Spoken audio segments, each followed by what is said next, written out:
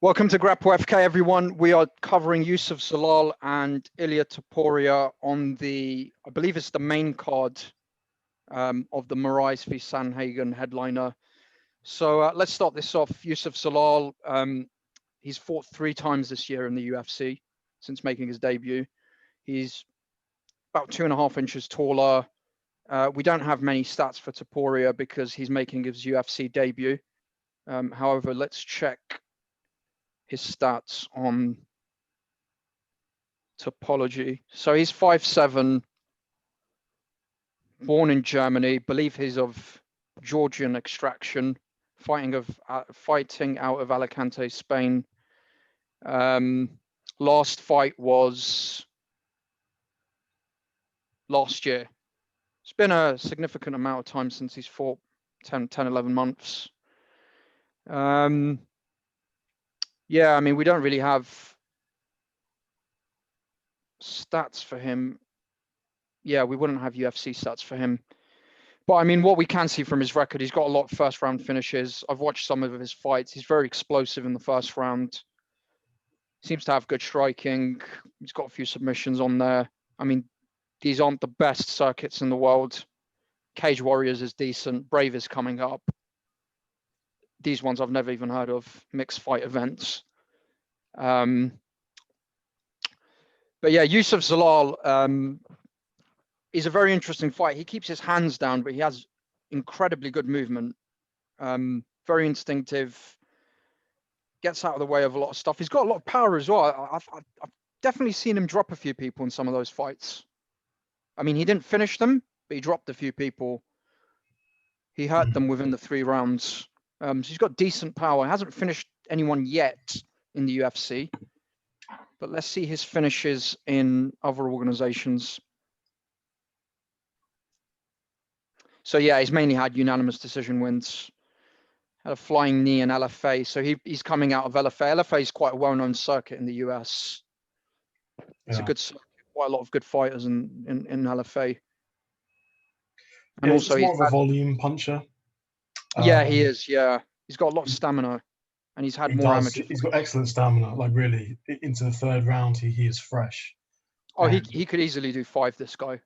Yeah, I think so. Yeah. And he throws the same amount of volume in the 3rd round as he does in the 1st round, which is a lot. Yeah. So yeah, he's a really good boxer. What I like about him, like it's one of the hallmarks of boxing is you pump the jab, and you're immediately looking to slip and then counter. Yeah, which he does really nicely. You said he's got good movement. I'm a bit confused about his movement. He's very active, very mobile, very agile. When he gets hit, he tends to go back. Sometimes he'll slip and sort of pivot out or step out. Other times he'll get hit and then just like run backwards in a straight line. Or as in move back. Yeah. They tell you to do that in MMA, to step back. It's probably not that common in boxing. Yeah. But they tell you it's not the best thing to do. Sorry? Did they tell you to do that in MMA? Yeah, as in you can keep your front foot stationary and then take a step back on your, but not run back. That's not what I'm talking about. I mean, he's you mean run back? Backwards. Yeah, I think the reason why he does that stuff, one thing I don't like about him is he keeps his hands down whilst doing some of this stuff. He's very agile. I think he can get away with it to an extent, fighting these kind of guys. I think the more he fights, he won't be able to get away with that stuff. Like, as you said, moving back in a straight line, not moving to the side, keeping his hands down, at this in this weight category. I'm not that worried about having the hands down, because it's part of a style. It allows him to be more agile. It allows him to, move about more. Because if your hands are by your head, it's very difficult to move. I'm not too worried about that. I mean, not in this fight. Does that. Actually, Thompson does that. Yeah, they both have extensive striking careers, though. So they've both had 70, 80 kickboxing, Muay Thai fights between them or whatever. I'm not sure if this guy I think he's purely MMA. He's had a few amateur fights.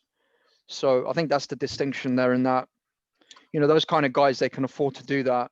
And maybe, you know, as he progresses, he could probably afford to do that as well. But I think it may cost him against better opposition. But I mean, this guy, Topuria, hasn't fought the best people, obviously. He's very dangerous in the first and the second rounds. However, I think Zalal, he's been so active this year. He's looked really good, in my opinion. He's looked very good in his fights, bar a few mishaps here and there. But I mean, you know, his UFC debut was what, earlier on in the year. Yeah. I think he can stay away from him in the first round. He's very active, you know, very agile on his feet. But Topuria does have power, and he is a threat. He can't be written off fully. I haven't seen Topuria's. Actually, I have seen his striking. His striking looks pretty decent. Yeah, it's not bad. Level as Zalal's. It's but yeah, it looks perfectly reasonable. Yeah, It's certainly better than some striking I've seen in the UFC. But again, it's a level of competition he's faced. exactly. Yeah, and it's easy to look decent against terrible people. And as I see it, Topuria has only faced one half decent person, and that's Brian Bouland. That's the only half decent record there. That guy sucks. Mika Hämäläinen, that guy sucks. And these guys didn't even have wins on that. Yep, this guy sucks. Yeah. So this guy's record isn't even showing. So the only half decent guy there is Brian Bouland. And yeah, to be fair to Ilia, looks like mere shot. He got him down pretty easily and submitted him pretty quickly. Yeah, like this guy's got a decent record. It's not bad, yeah. Yeah. So again, it's a classic issue of, you know, this guy looks really good, but is he going to look good against someone that's already in the UFC? It's a game of missing information, and we just don't know. Yeah, and I mean, even if you take the UFC out of it, Zalal's fought some decent fighters in LFA as well. He's lost to a few. But I mean, look at some of his earlier fights. I mean, this guy, he's 8-4, which isn't bad, you know, for an early fight, for your third fight. And he's had amateur fights. Sorry? Can you scroll up? So he fought Corey Sandhagen. Oh, did he? I missed that. Sorry. Yes, scroll up.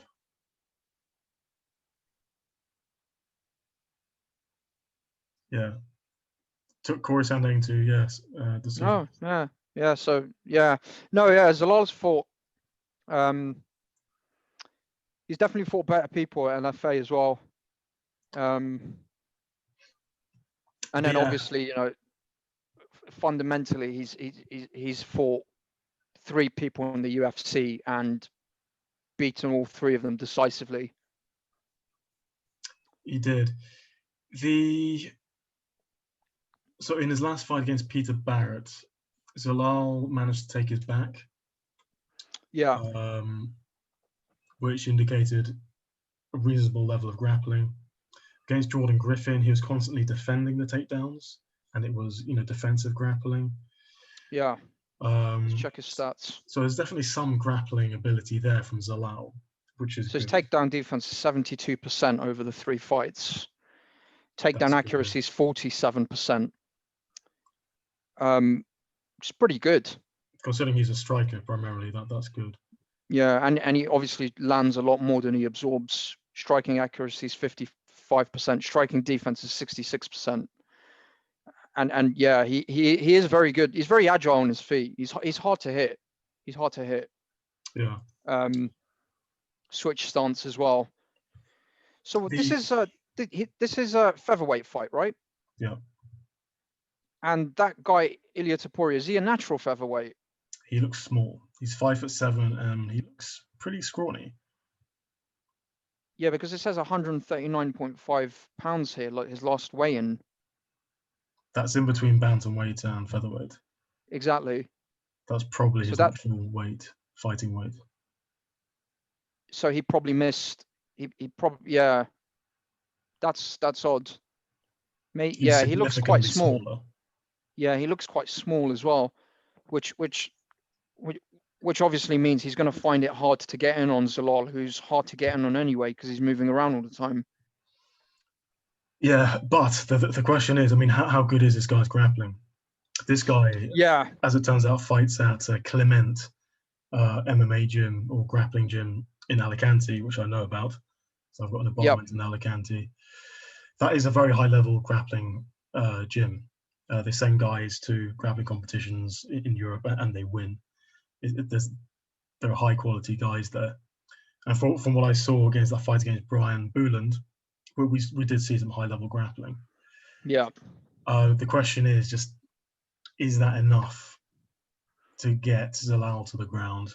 And is it enough to control him on the ground? And I honestly don't know. That's a big question mark here. That He is probably the Georgian. biggest question. Yeah. So at Clement in Alicante, he's doing BJJ. He is Georgian. I wonder if he's got a wrestling base as well. Yeah, I mean, he was born in Germany, though. If he was born in Georgia, I'd say definitely he has a Sambo wrestling base.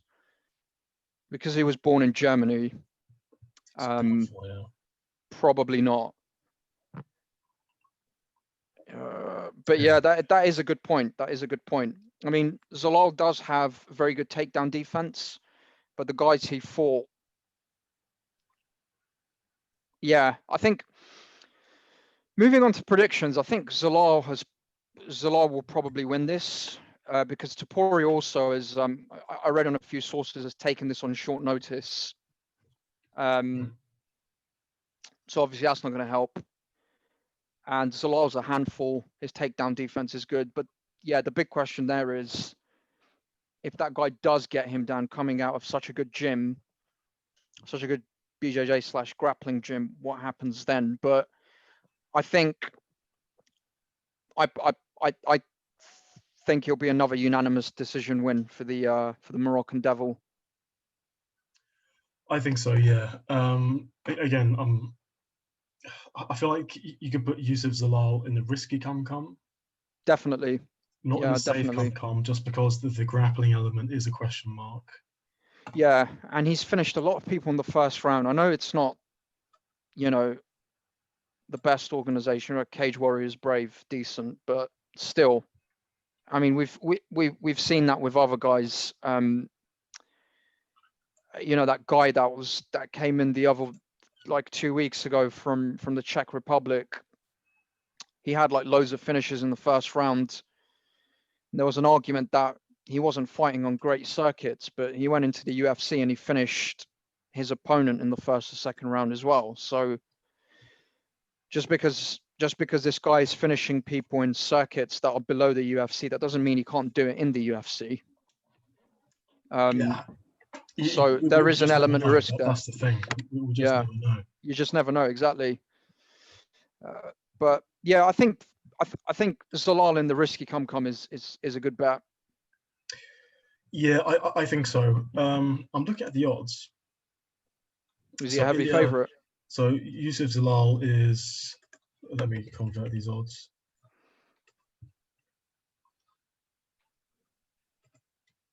So Youssef Zalal is the favorite at -175. Okay. Ilia Topuria is a +138 underdog. I don't think those are very good odds for Ilia. Yeah. For an underdog. But if you're looking at an Ilia Topuria submission, which I think is a possibility, yeah, we're looking at +320. Maybe there's some value there for a Ilia Topuria submission. Yeah. Yeah, good point. But again, I just don't know enough about his. I don't know. Yeah, I mean, on paper, Zalal should win this. Yeah, I think so. Yeah, I'll put him in the risky come for sure. Yeah, -175. I think that's good for the risky come. Yeah, definitely. Definitely. So moving on to summarize, I've got Youssef Zalal by unanimous decision and I'm going to put him in the risky come. And Andrew? Yeah, I've also got Youssef Zalal via unanimous decision in the risky come. But I'm going to look into a Ilia Topuria submission victory as well as an independent bet. That's a good point, actually. Yeah, a good way to hedge it. And yeah, that's it, folks. Stay tuned. We're coming out with more fight picks very, very soon. Definitely watch this one. Youssef Zalal looks like a prospect. Be interesting to see what Topuria can do as well. So take care, everyone. We'll see you soon. Cheers. Bye.